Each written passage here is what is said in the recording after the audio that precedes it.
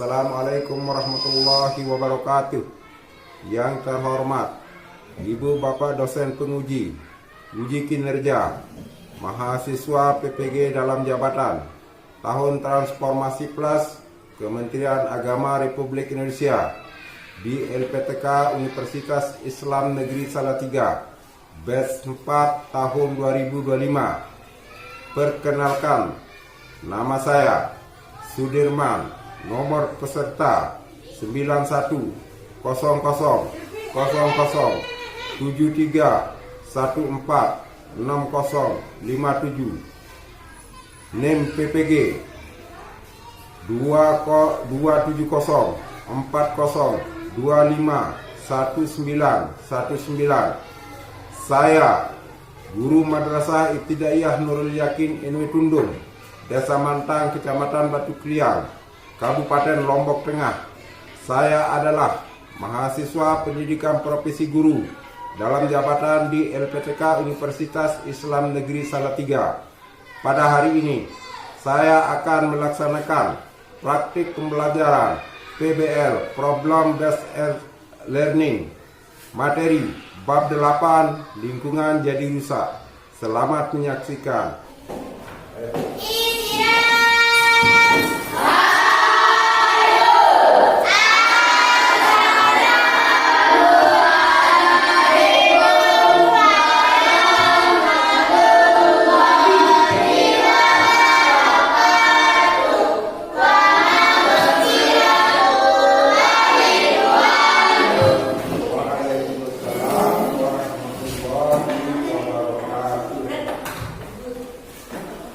Semua ada di sini? Ada yang tidak masuk? Siapa yang tidak masuk? Sudah siap belajar hari ini? Sebelum kita belajar, mari kita sama-sama berdoa dulu, ya. Kita minta kesediaan ketua kelas untuk memimpin doa, ya.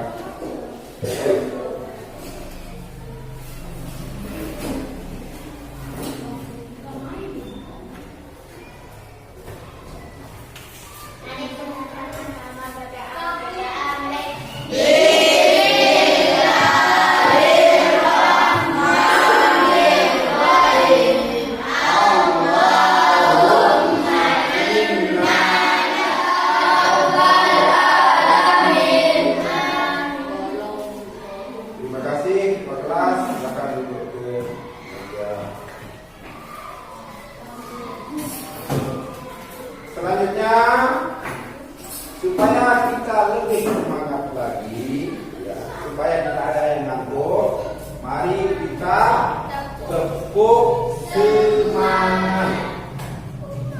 Setuju? Ya, supaya tidak ada yang ngantuk. Ya, ayo kita mulai. Tepuk semangat.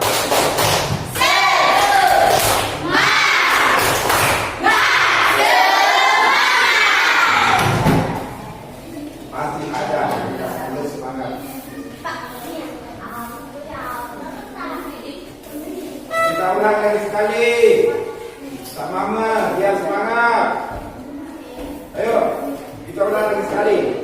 1, 2, 3.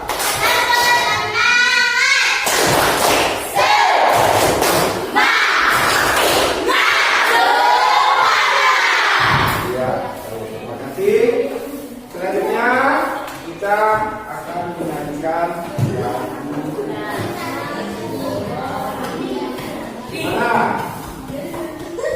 ya, kita akan menyanyikan lagu yaitu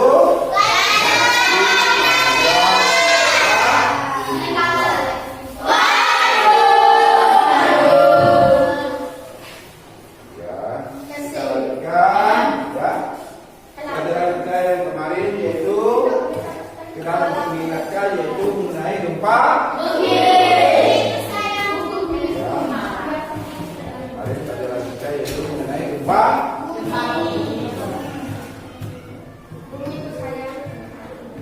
Ya, pada tahun 2019 ya pada tahun 2019 ini pernah terjadi yang namanya gempa bumi di wilayah Nusa Tenggara ya pada tahun berapa? Terus kalian merasa takut apa enggak? Dari rasa takut itu kita akan mulai yang namanya waspada.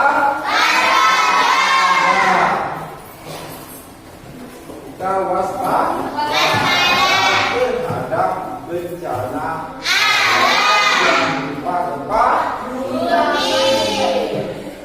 Setelah terjadi gempa bumi, apa yang terjadi? Sekolah kita apa? Rusak. Terus apa? Rumah kita juga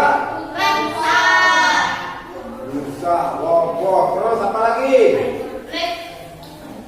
Ada yang roboh, ada yang pecah-pecah. Itu akibat dari bencana alam yang namanya gempa bumi.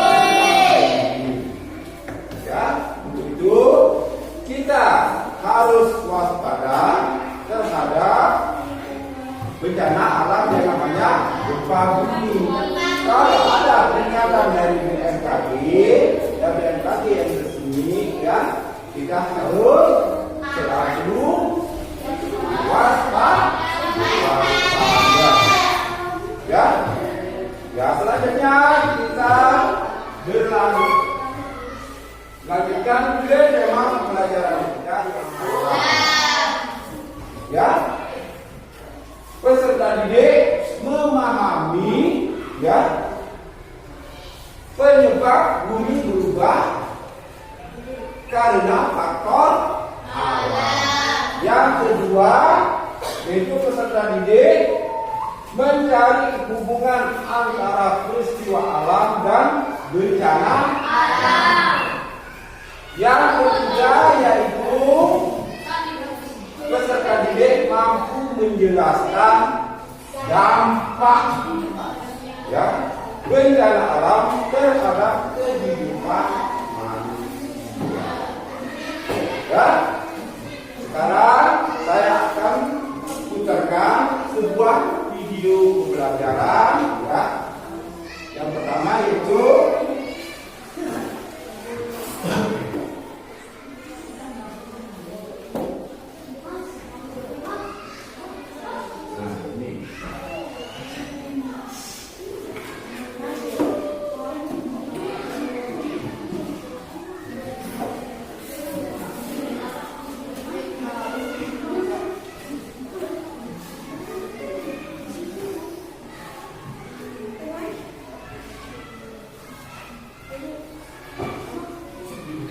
mencari hubungan faktor alam dan perbuatan manusia. Coba diperhatikan dulu, ya.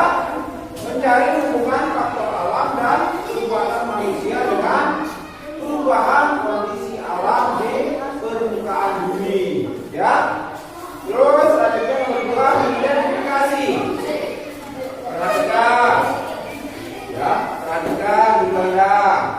Mengidentifikasi pola hidup yang menyebabkan terjadinya permasalahan lingkungan, ya. Terus yang terakhir yaitu memprediksi dampak permasalahan lingkungan terhadap kondisi sosial masyarakat dan ekonomi. Ya, selanjutnya kita tonton ini ada videonya ya. Ini pembelajaran mengenai lingkungan jadi rusak, ya. Oleh kebutuhan untuk tetap hidup. Misalnya, manusia membutuhkan kayu untuk membangun rumah sehingga menebang pohon di hutan. Jika tidak ada penanaman kembali, lama-kelamaan hutan akan mundur. Apakah di lingkungan sekitar kalian terjadi perubahan? Perubahan apa saja yang terjadi? Yuk kita pelajari hal tersebut dalam bab ini.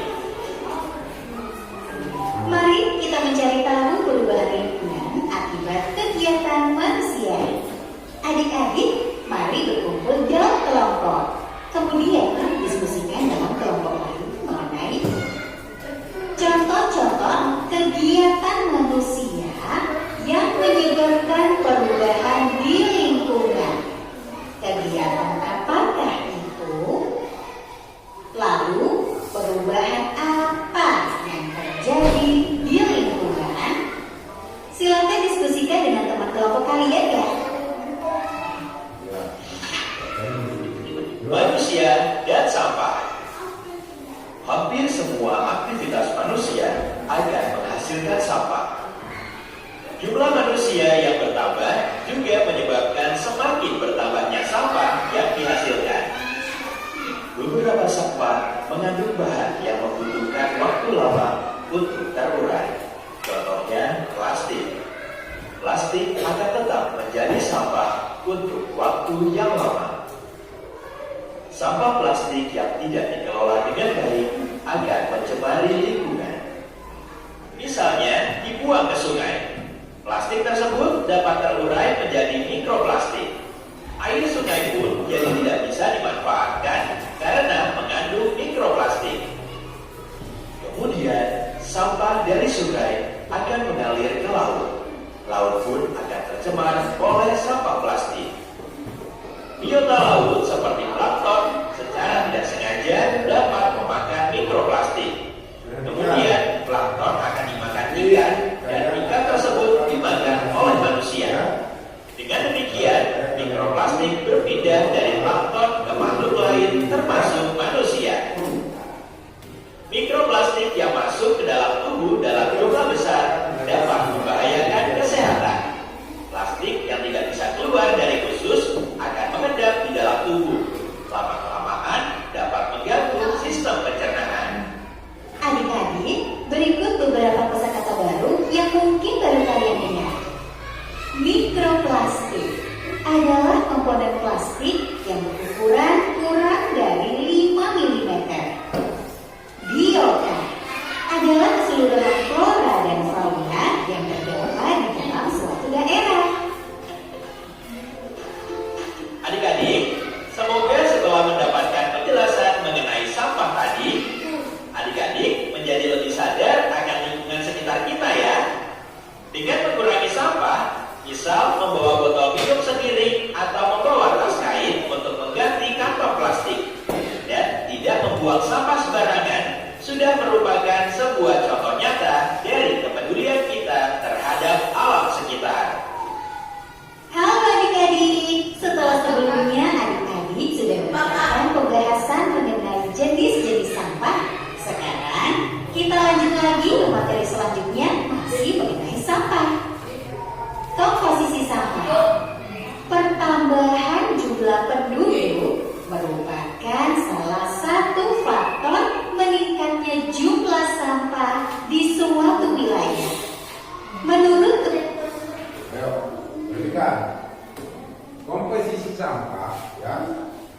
Pertambahan jumlah penduduk merupakan salah satu faktor yang meningkatkan jumlah sampah di suatu wilayah itu, ya, meningkat. Menurut Kementerian Lingkungan Hidup dan Kehutanan, komposisi sampah yang ada di Indonesia berupa 57 ton, kelompok 3, kelompok 4, lebihnya 70 ton. Ya.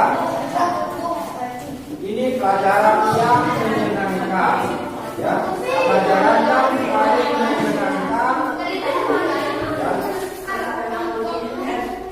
Kalau lingkungan kita sudah bersih, maka kita akan lebih senang hidup belajar.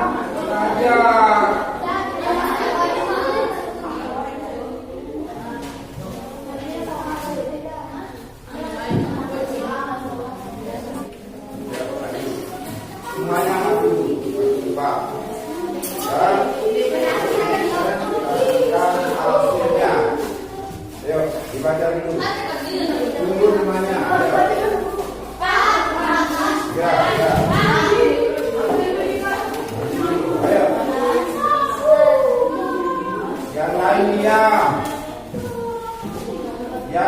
Amalia.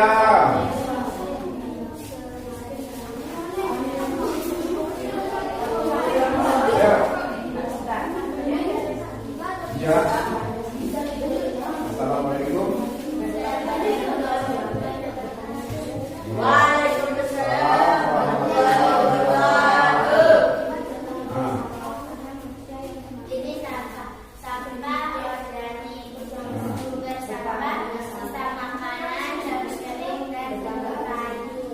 Solusinya, kita bisa membuat menjadi bubuk untuk tanaman. Iya, bagus. Terus selanjutnya. Dua, sampah plastik, sumber sampah, kresek, sedotan, plastik, dan lain-lain. Kalau bisa digunakan lagi, pakai untuk tempat luar. Kalau tidak bisa, boleh dibakar atau didaur ulang. Iya. Sampah kertas, dan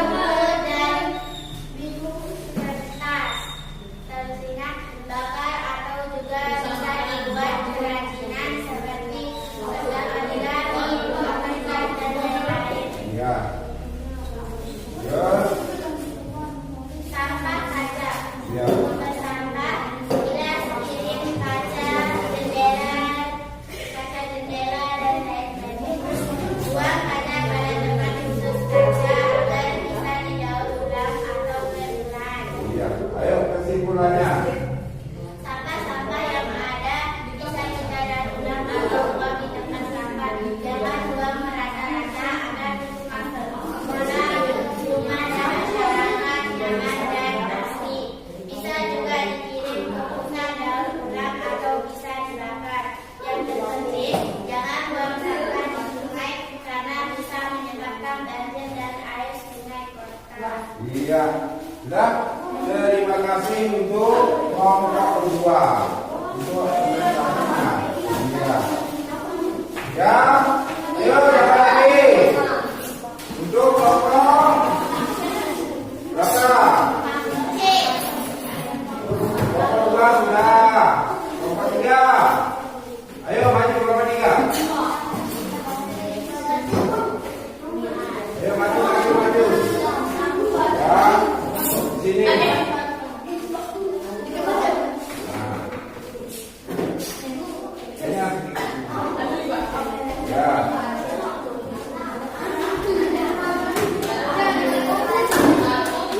Ya, ayo sudah. Dari sini apa? Ayo baca yang jelas. Bismillahirrahmanirrahim. Assalamualaikum warahmatullahi wabarakatuh. Ya. Nah, itu ya pelajaran hari ini kita akhiri dulu sampai di sini ya. Besok kita sambung ya. Kita sambung dan tolong dibaca catatannya ya. Tolong dibaca catatannya. Sekian sampai di sini dulu. Mari kita duduk dengan kita sama-sama baca